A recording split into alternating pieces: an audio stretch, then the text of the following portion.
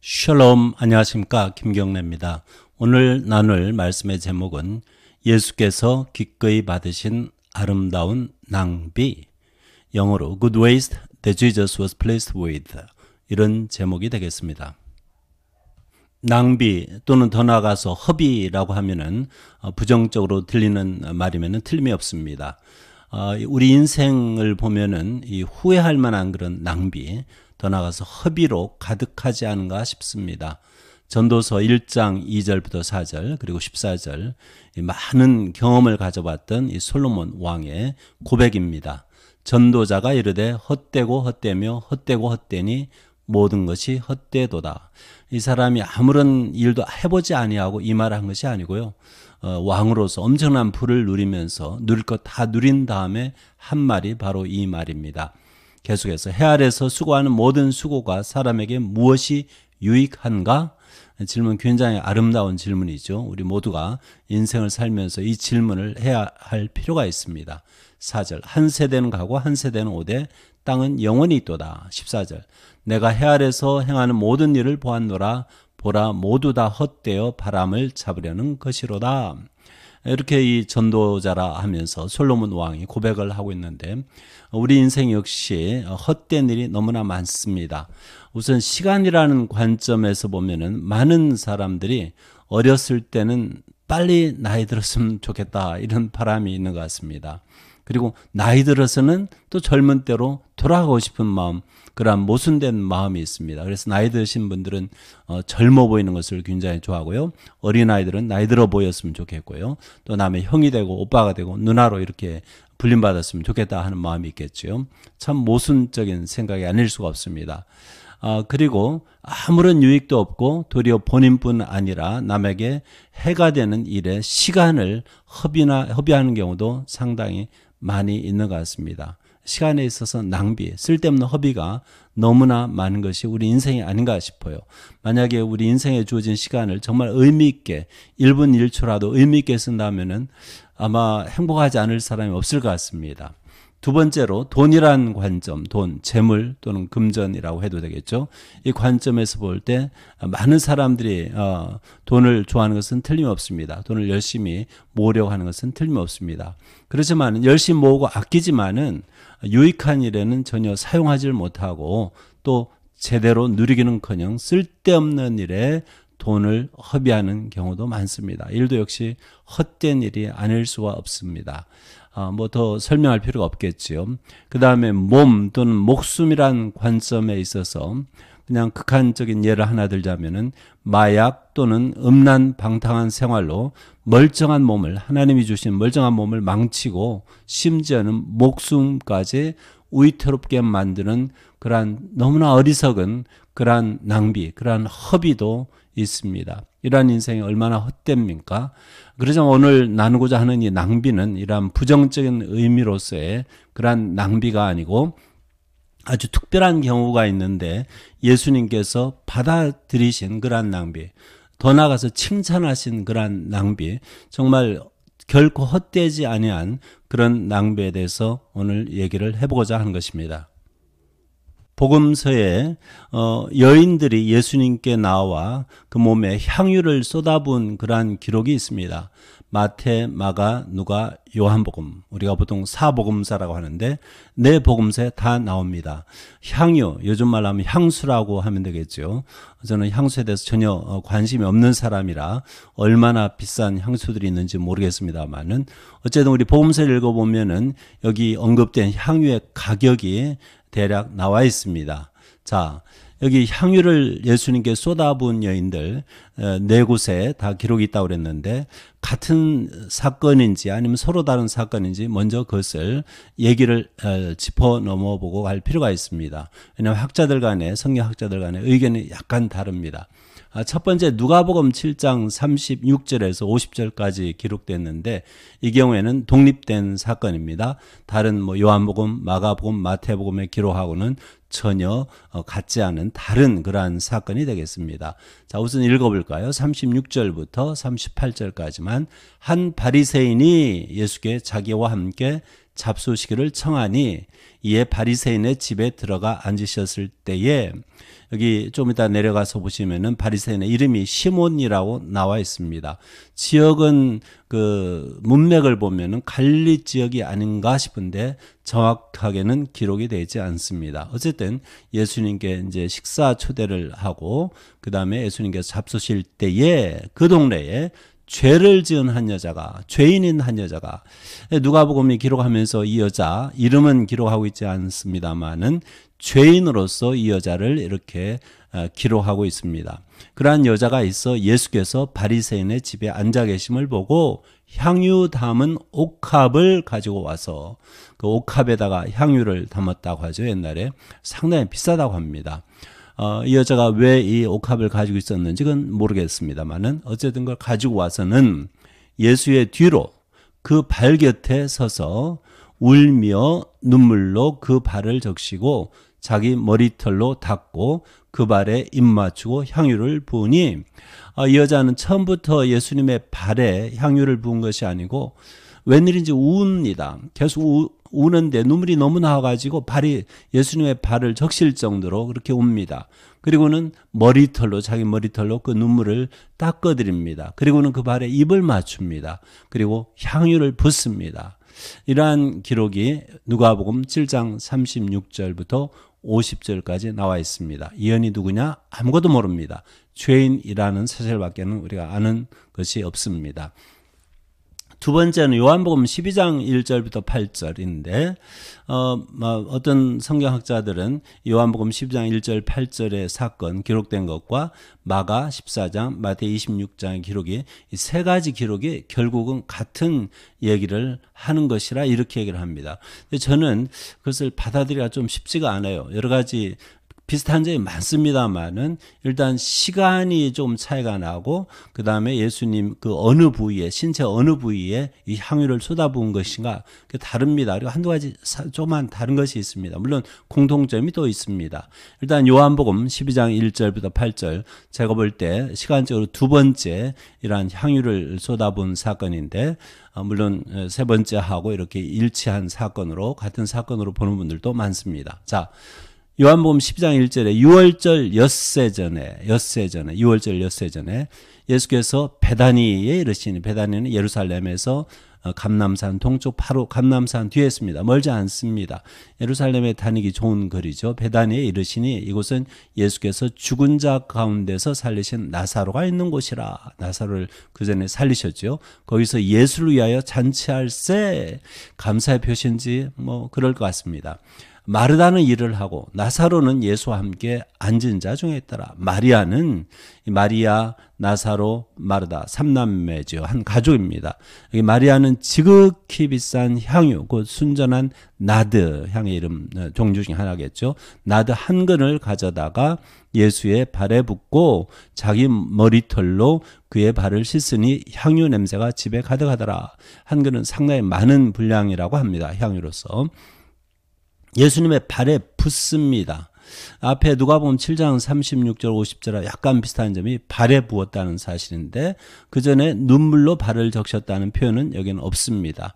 발에 그 향유를 붓고 또 자기 머리털로 발을 씻었다. 이것도 누가복음 7장에 기록하고 같습니다. 자, 그 다음에 향유 냄새가 집에 가득하더라.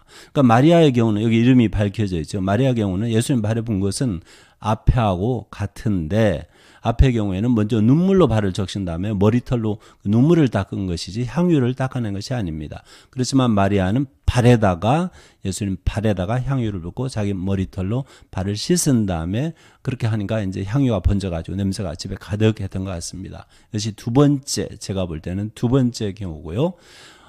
또 세 번째로 제 입장입니다. 마가복음 14장 3절부터 9절, 마태복음 26장 6절부터 13절은 누가 봐도 분명히 같은 기록인 것이 틀림없습니다. 마가복음 14장을 통해서 읽어보면 1절에 이틀이 지나면 유월절과 무교절이라 유월절 무교절 같은 기간이죠. 정월 14일 저녁부터 시작됩니다. 여기 유월절 히브리어 페사흐 그리스 말로는 그냥 음역에서 파스카 그러는데 세 가지 뜻으로 성경에 써 있습니다. 신약에도 구약에도 같습니다.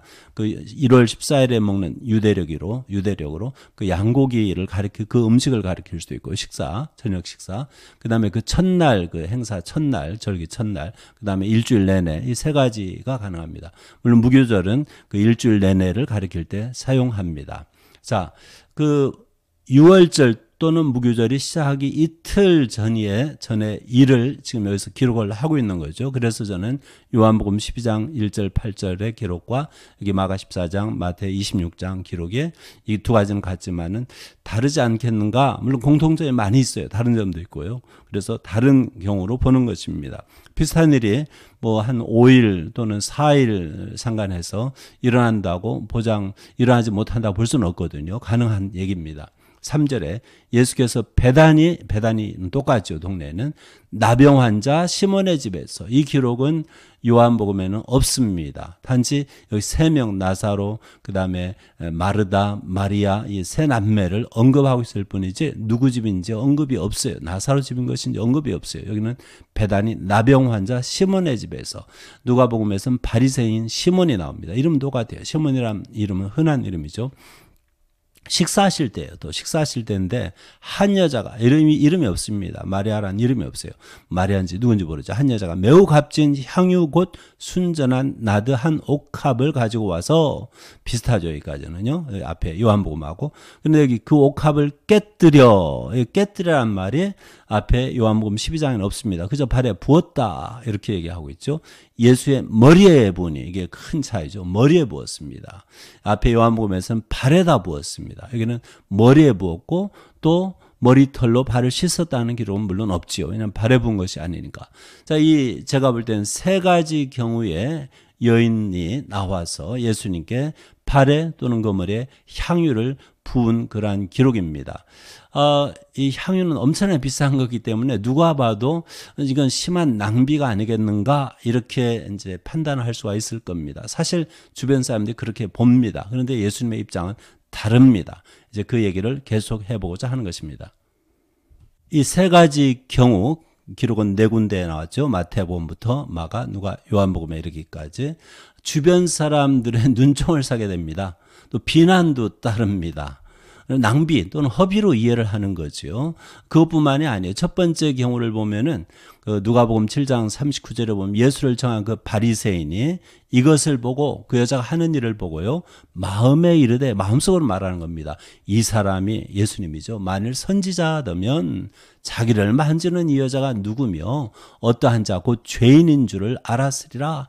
이렇게 마음으로 참 좀 달갑지가 않은 겁니다. 예수님 그 여자가 그렇게 하도록 그냥 놔두는 것이 마음에 안 들었던 거예요. 제가 지금 식사 초대를 했거든요. 예수님 손님으로 와 있고 이렇게 속으로 언짢게 예수님을 보는 겁니다. 물론 그 당시에 상당히 보수적인 그러한 사회였기 때문에 남녀 간에 이러한 접촉이 있다는 것은 물론 안 좋게 보였을 겁니다. 그런데 예수님 그걸 말리질 않았어요. 예수님 받아들이신 거죠. 그 점을 우리가 좀 유념할 필요가 있습니다. 자, 이렇게 그 옆에 사람이 주변 그 식주인이 별로 좋게 보지 않았습니다. 두 번째 경우는 이제 점점 심하게 나오는데 요한복음 12장에 보면 4절에 제자 중 하나로서 예수님의 제자들 중에 예수를 잡아줄 앞으로 있을 사건이죠. 가룟 유다가 아직 이 사람 예수님을 잡아 넘기는지 아무도 몰라요. 예수님만 아세요. 말하기를 5절에 이 향유를 어찌하여 300데나리온에 팔아 가난한 자들에게 주지 아니하였느냐. 자, 여기 이 향유의 가격이 나오네요. 300데나리온. 이 가룟 유다가 계산에 참 발견해요.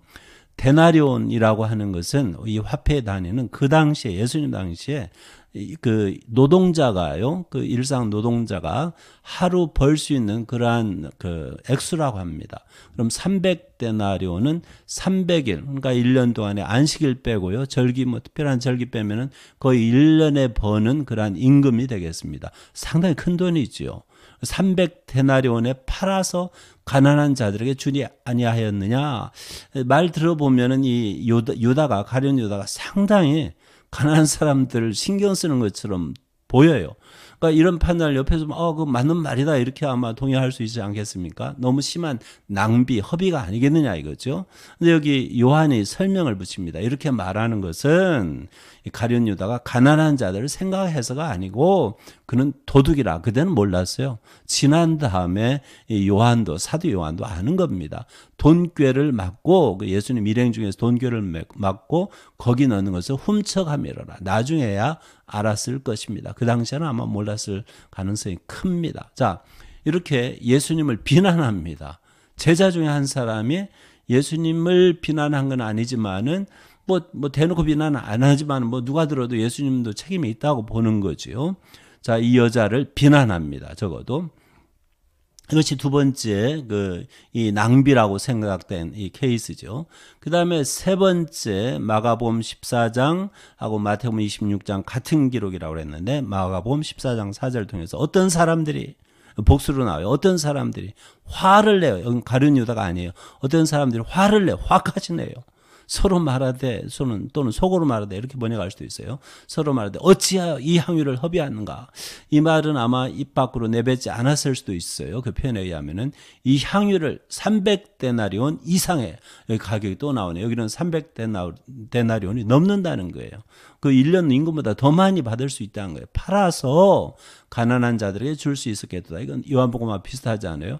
그렇게 하면서 또 여자를 책망합니다. 이것은 앞에 그 여자에 대해서 이렇게 말하는 거하고 비슷한 거죠. 자, 여자를 책망합니다. 책망을 해요, 여자를. 자, 좀 심하지 않았습니까? 예수님 면전에서 예수님한테 하는데 좀 제가 볼 때 제자들이 심한 것 같아요. 제가 지금 제자들이라고 그랬는데 여기 어떤 사람들이 어떻게 제자인 줄 어떻게 하느냐.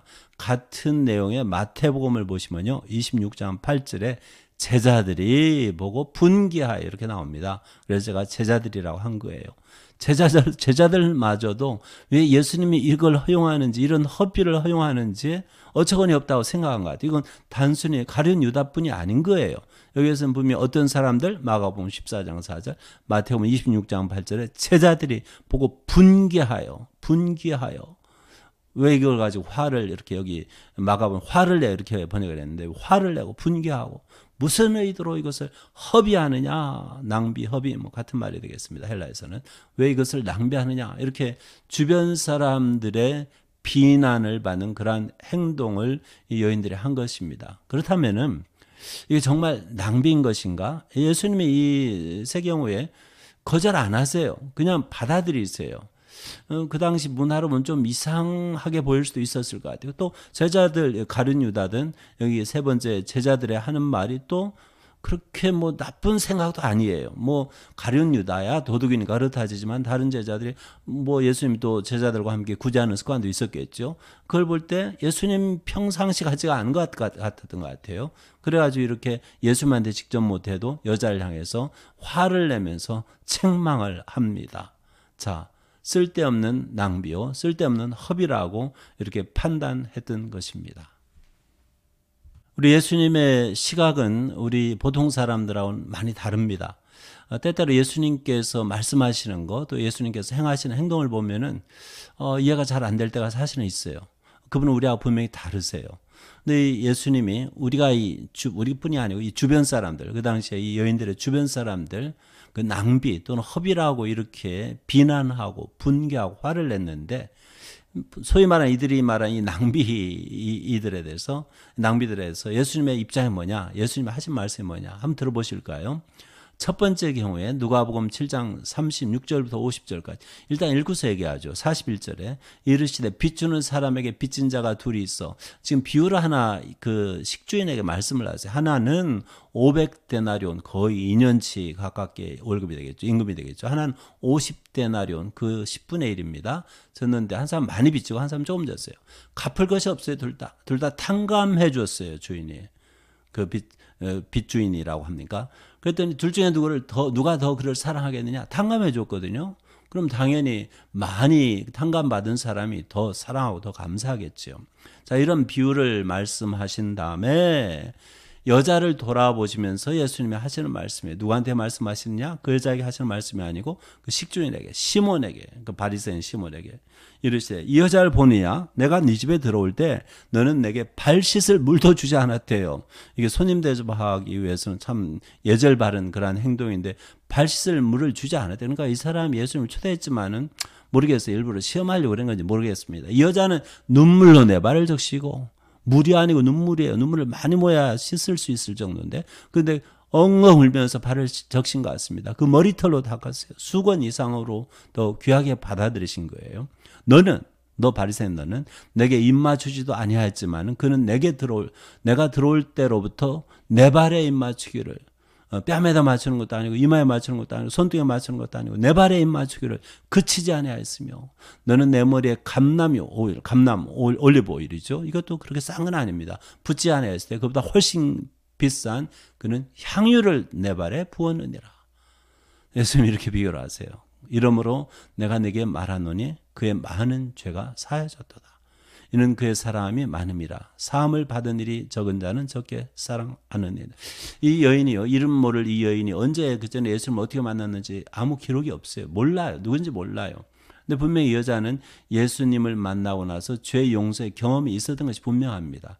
그래서 그 감사의 표로서, 그 표시에서, 죄 용서에 대한 감사의 표시로서, 또는 예수님의 말씀을 듣고서 크게 깨달은 바가 있고 뉘우친 바가 있어가지고 예수님을 찾아와서 감사의 표시로 남들이 보기엔 낭비라고 생각하는 이 향유를 부어버린 거예요.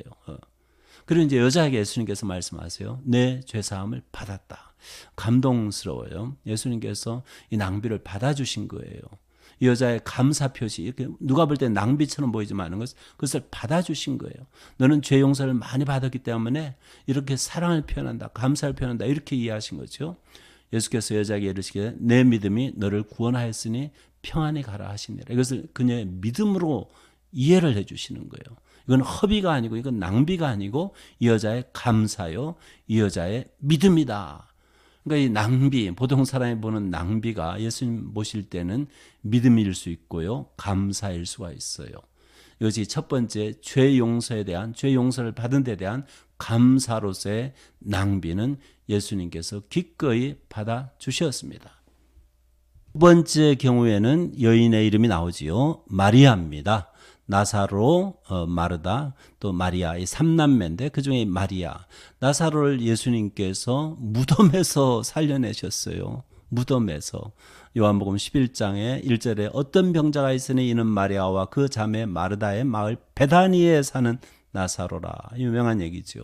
이 마리아는 향유를 주께 붓고 머리털로 주의 발을 닦던 자요. 이것은 12장에 그 위에 있을 일입니다. 미리 알고 있기 때문에 기록할 때는 이때 11장에다 기록을 해놓은 거죠. 지금 11장에서는요. 나사로가 병들어 죽고 예수님 좀 지체하다 오셔가지고 무덤에 이미 있었는데 거기에서 4일 만에 다시 살려내시는 거예요. 그런 역사를 요한복음 11장에 기록하고 있습니다. 병든 나사로는 그의 오라버니더라. 그 다음에 12장으로 건너왔어요. 12장 1절. 유월절 엿새 전에, 아까도 말씀드렸죠. 유월절 이틀이 아니고 엿새 전에 예수께서 베다니에 이르시니, 이 나사로의 마을 베다니에 이르시니, 여기 설명이 있습니다. 아까 읽은 거. 이곳은 예수께서 죽은 자 가운데서 살리신 나사로가 있는 곳이라. 거기서 예수를 잔치할 감사의 표시일 것 같아요.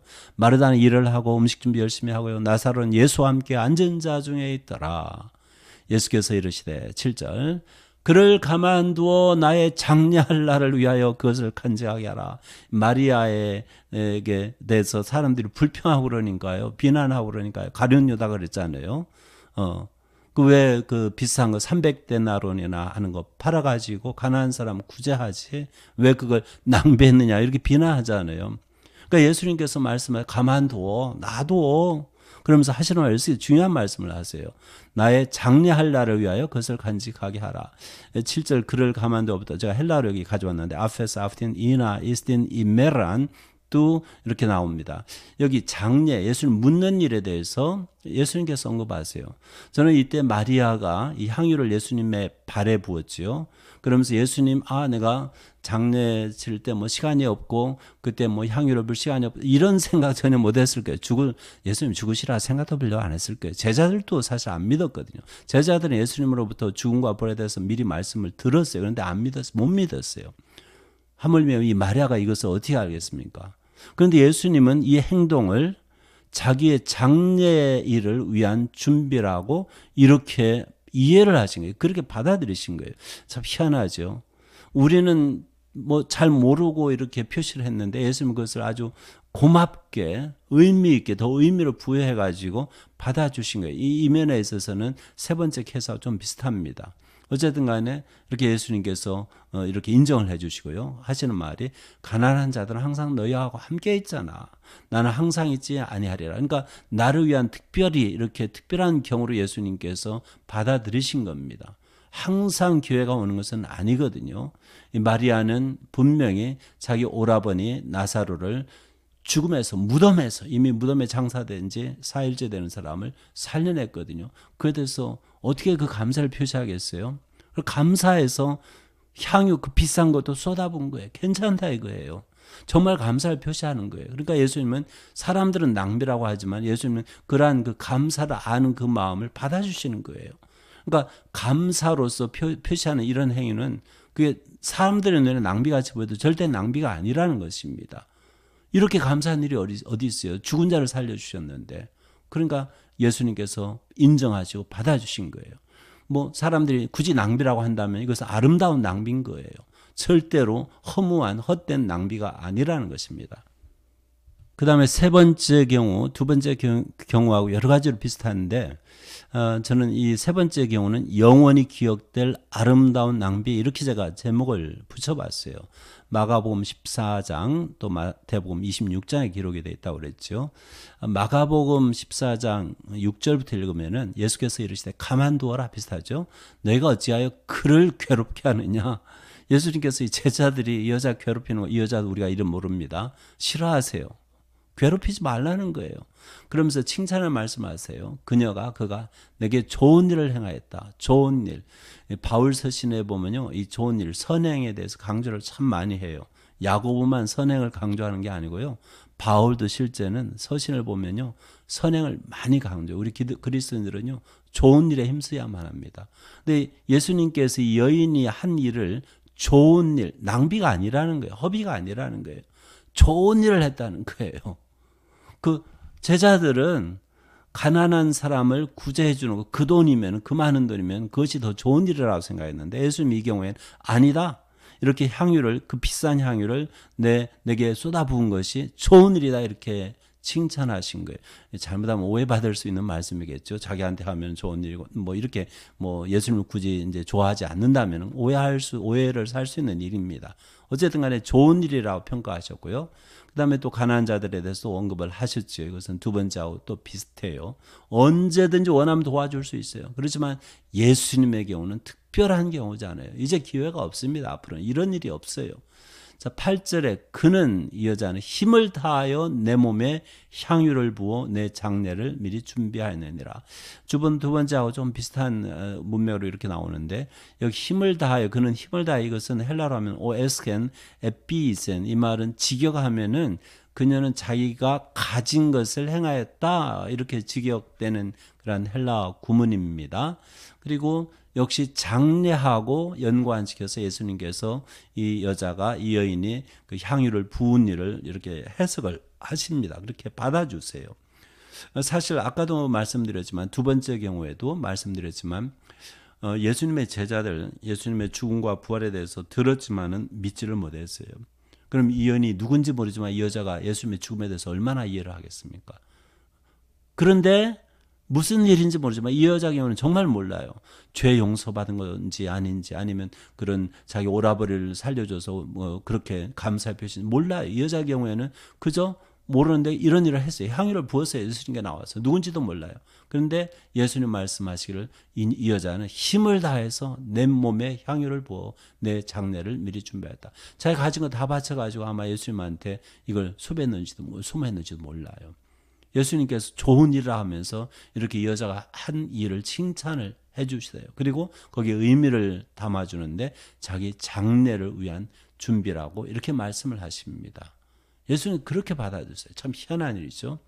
그러면서 예수님께서 계속해서 내가 진실로 너에게 이르노니 온 천하에 어디서든지 복음이 전파되는 곳에는 이 여자가 행한 일도 말하여 그를 기억하리라. 예수님의 복음이 온 세상에 전파될 것을 예수님 미리 말씀하셨잖아요. 자, 이 복음이 전파되는 곳에는 이 여자가 행한 일도 말하여서 많은 사람들이 이 여자를 기억하리라는 거예요. 이 아름다운 이 행위를 기억한다는 거예요. 기념할. 그래서 지금 저도 얘기를 하잖아요. 이 여자에 대해서. 얼마나 아름다운 얘기로 예수님께서 인정을 하신 겁니까? 그래서 성경 기자들도 기록을 한 거예요. 적어도 이렇게 향유 붓는 일에 대해서는 어떤 사람들은 2가지 경우, 어떤 사람들은 3가지 경우, 제 경우에 이렇게 어쨌든 내 복음서에 다 기록이 되어 있는 것이 아니겠습니까? 그래서 저는 이 3번째 여인의 경우에 이 낭비는 사람들이 낭비라고 하는데 만약에 이것을 낭비라고 굳이 부른다면은 영원히 기억될 그런 아름다운 낭비라고 얘기를 하고 싶습니다. 그리고 이런 낭비는 얼마든지 할 수 있다는 거예요. 이 낭비가 뭐예요? 예수님의 그 장례를 미리 준비하는, 예수님을 사랑하는 마음, 예수님의 그 죽으심에 대해서 정말 그 의미를 알고 기뻐하는 그런 마음이 아니겠어요? 그렇게 얼마든지 이해를 할 수 있을 것 같습니다. 잠깐 여기 향유를 예수님의 몸에 본 여인들 또는 우리 인간의 입장에서 보는 그 낭비를 떠나서 이왕에 낭비란 단어를 제가 집중적으로 얘기를 하고 있기 때문에 제가 이러한 그 구절들을 읽으면서 또 다른 입장에서 생각을 해보았습니다. 하나님이 낭비하시는 일이 없는가? 하나님이 낭비하신 일이 과거에 낭비하신 일이 없는가? 있지요. 그분의 낭비는 이게 만약 낭비는 어마어마한 낭비입니다. 그 낭비는요. 죽어 마땅한 또는 이미 죽은 거나 마찬가지예요. 죽은 사람들이요. 그런 죄인들을 위해서 하나님을 배신한 죄인들을 위해서 낭비하신 거예요.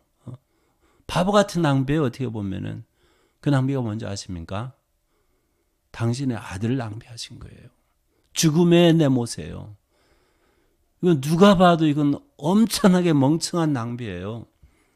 왜 이런 낭비가 있었나요? 왜 이러한 낭비를 하나님께서는 하셨나요? 마태복음 27장 46절에 예수님께서 십자가에서 죽으실 때 그 하시는 말씀에 크게 소리 질러서 9시쯤 하면은 오후 3시쯤 됩니다. 하시는 말씀이 엘리 엘리 라마가 되죠. 엘리 엘리 라마 사박다니. 무슨 말이냐면 이것은 엘리 히브리어 아람어 똑같습니다. 나의 하나님 라마 어찌하여 히브리어 아람어 똑같아요. 사박타니는 이것은 아람어입니다. 아잡타니 하면은 히브리어고 사박타니 하면은 샤박타니 하면은 아람어가 돼요. 왜 나를 버리셨습니까? 밑에 해석이 있잖아요. 헬라어로요. 그리고 번역했고요. 나의 하나님 어찌하여 나를 버리셨나이까? 십자가 예수님께서 마지막으로 외치신 말씀 중에 하나인데 하나님 아버지가 자기를 버렸다는 거예요. 아버지가 이 아들 하나밖에 없는 아들을 버렸다는 거예요. 이것은 만약에 이것을 낭비라고 하면 이건 멍청한 낭비예요. 왜 자기 아들을 버립니까? 죽음에 내줍니까? 왜 그렇게 그 극심한 고통에 넘겨주십니까? 무엇 때문에? 고린도후서 5장 21절에요. 바울이 이렇게 말하고 있어요. 하나님이 죄를 알지도 못하신 일을, 예수님이죠. 예수님 죄를 알지도 못해요. 죄를 진 적이 없어요. 지지를 않았어요. 우리를 대신해서, 우리 죄인들을 대신해서 죄로 삼으셨다. 이렇게 말을 하고 있습니다. 여기 죄란 단어는 물론 그리스어로 이제 적혀 있죠. 고린도후서는 신약이니까 아마르띠아 이렇게 말합니다. 죄란 단어. 둘 다 아마르띠아가 나와요. 그런데 이것을 히브리어로 돌아가면요. 우리 성경의 배경이 히브리어에서 시작됐으니까 하타트 이렇게 읽어요. 하타트. 근데 히브리어에서는요. 이 단어가 죄라는 뜻으로 많이 쓰이죠. 제일 많이 나오지요. 근데 이거 두 번째 또 많이 쓰이는 게 있어요. 똑같은 단어인데 죄일 뿐만 아니고 속죄제로 쓰입니다. 또는 속죄제 제물, 하타트 이렇게 읽어요. 영어로 하면 sin offering. 저는 여기 고린도 후서 5장 21절에 아마르티아의 헬라 단어가 히브리어적 입장, 우리는 헤브라이즘이라고 그러는데 그렇게 이해해야 한다고 봐요. 그래서 첫 번째는 하나님이 죄를 알지도 못하신 일을 이렇게 번역하는 게 옳고요. 두 번째는 우리를 대신하여 예수님을 죄로 삼았다, 이해가 안 되지 않아요? 속죄죄로 삼았다, 죄값을 대신 지불하시게끔 속죄제물로 삼았다, 이렇게 번역하면 맞을 것 같아요. 또 히브리어로 돌아가면 하타하트가 두 가지 뜻이 있지 않아요? 그게 가능해요. 왜 그렇게 하셨느냐? 우리로 하여금 그 안에서 예수 그리스도 안에서 하나님의 의가 되게 하려 하심이라. 우리 죄인을 의인으로 만드시는 것이 하나님의 목적입니다. 그래서 죄를 알지도 못하고 죄를 짓지도 않으신 예수님을 우리를 대신해서 속죄제물로 삼으신 것입니다. 요한복음 3장 16절 유명한 말씀, 하나님이 세상을 이처럼 사랑하사 독생자를 주셨다. 멍청한 낭비가 아니겠습니까? 이는 그를 믿는 자마다 멸망하지 않고 영생을 얻게 하려 하심이라. 예수님도 친히 말씀하셨어요. 요한복음 10장 11절부터 15절. 나는 선한 목자다. 선한 목자는 양들을 위하여 목숨을 버리거니와 또 나는 양을 위하여 목숨을 버린다. 자원하시는 마음으로 아버지 하나님의 뜻을 이 아들 예수 그리스도께서 받아주십니다.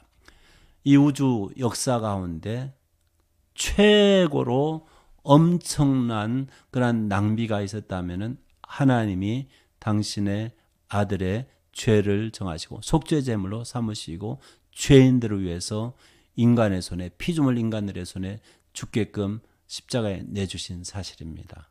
이보다 큰 낭비가 있겠습니까? 그럼 이 낭비가 정말로 아무런 의미가 없는 헛된 낭비겠습니까? 이 낭비 때문에 하나님의 엄청난 낭비 때문에 많은 사람들이 죽음에서 나와서 영원한 생명을 누리고 있습니다. 많은 사람들이 죄와 사망의 구속에서부터 해방되었습니다. 진정한 자유를 얻었습니다. 저도 그 중에 한 사람입니다. 이 죄인들을 위한 하나님의 엄청난 낭비를 만약에 사람들이 그렇게 얘기한다면 우리는 감사하지 않을 수가 없어요. 우리는 찬양하지 않을 수가 없습니다. 자, 우리 제목으로 돌아와 가지고 예수께서, 우리 주님께서 기꺼이 받으시는 아름다운 낭비가 있다는 사실입니다.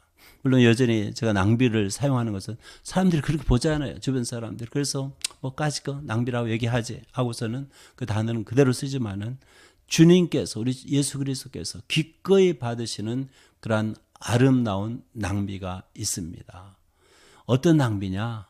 정리를 하겠습니다. 첫 번째, 말로 다 표현할 수 없는 나의 죄, 용서받은 거. 감사하지 않습니까? 이 감사를 아십니까? 여러분 감사를 표시하십니까? 이 감사를 표시하기 위해서 하는 일이라면은 그 무엇도 내 시간, 내 금전, 내 목숨까지도 낭비가 아닙니다. 감사를 아는 사람이 된다면은 우리 주님께서 기쁘게 받아들이십니다. 낭비로 보지 않습니다. 칭찬해 주십니다. 인정해 주십니다. 두 번째, 죄와 허물로 죽었던, 에베소서 2장에 그렇게 말하고 있죠. 죄와 허물로 죽었던 내게 영원한 생명을 주신 그 일에 대해서 감사를 표시하기 위해 시간, 돈, 힘껏 사용하면 결코 낭비가 아니다. 사실 똑같은 말입니다. 죄 용서 받으니까 죽었던 사람이 살아나는 거죠. 영원한 생명을 얻는 것이죠. 똑같은 얘기 하는 거예요. 그 다음에 세 번째, 누가 일을 하셨느냐? 내게 참 생명 주시고자 전혀 죄도 없으시면서도 자신의 몸에 죄값을 지고 죽으신 예수님, 다 똑같은 얘기입니다. 이분을 위해서 만약에 어느 그리스도인이, 어떤 사람이 목숨까지도 내려놓는다 하면은 결코 이것은 낭비가 아니라는 것입니다. 많은 사람들이 헛된 일에 낭비를 하고 있습니다. 시간을 헛된 일에 보내고요. 돈도 헛된 일에 보내고요. 자기 몸뚱아리, 멀쩡한 몸뚱아리, 자기 목숨도 헛된 일에, 죽을 일에 보냅니다. 불쌍한 인생이에요. 그렇지만 오늘 우리가 복음서에서 보는 것처럼 어떤 여인들은 남들이 보기에는 무모한, 쓸데없는, 무익한 낭비 같지만은 죄를 용서받는 데 대해서 감사하는 마음으로, 또 생명 주신 데 대해서 감사하는 마음으로, 또 우리를 위해서 죽음을 받아들이신 그 예수님에 대한 그 장례를 준비하는 마음으로, 물론 본인은 몰랐을는지 모르지만 그런 의미를 예수님께 주셨잖아요. 그런 일에서 그런 점에서 감사하는 마음으로 남들이 볼 때 낭비라는 것을 행한 것입니다. 그 값진 것을 쏟아 부어버린 거예요. 그 값진 것을 바친 거예요. 이러한 낭비는 우리 주님이 기꺼이 받으시는 아름다운 낭비요, 영원히 기억될 선한 그러한 낭비인 것입니다.